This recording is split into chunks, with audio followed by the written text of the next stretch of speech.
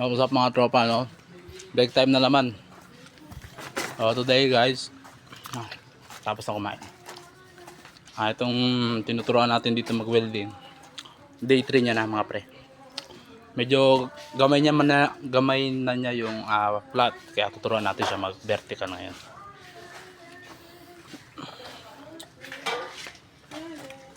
Dali mo dito yung ano mo.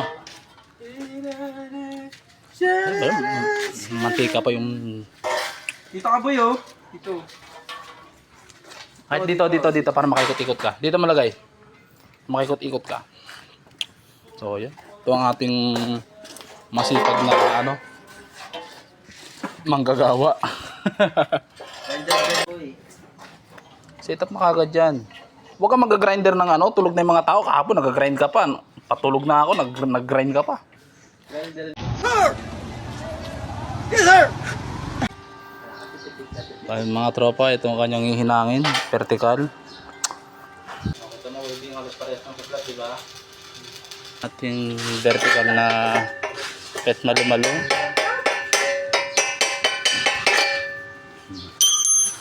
Parang kang tumira ng flat, diba? Pero pangit pa yan boy, ano pa, konting practice pa, puro utos na lang kasi. Diba?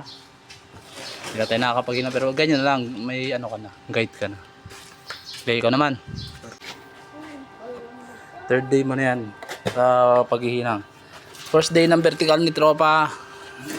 Okay, bira. Malapit ka pa konti, pwesto ka na maayos. Maganda dapat yung pwestuhan mo niyan. Komportable ka. Hanapin mo yung pinakamagandang pwesto mo, yung hindi ka gagalaw-galaw. Sige, bira.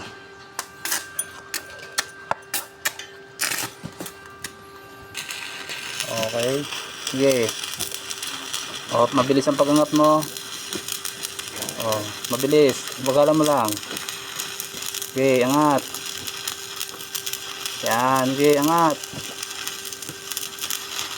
Mabilis ang pag-angat. Sige. Bagalan mo lang. Bante. Hindi pantay. Mataas yung rad. Stop. Parang mabubutas. Parang mabubutas, di ba? Nakikita mo, parang mabubutas, di ba? No, di ba? Parang mabubutas yung bakal, mga pre, no? O ganun lang. Ano, bagalan mo lang yung ano mo.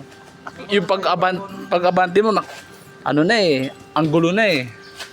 Makita mo na yung ano mo, parang nabubutas na, di ba?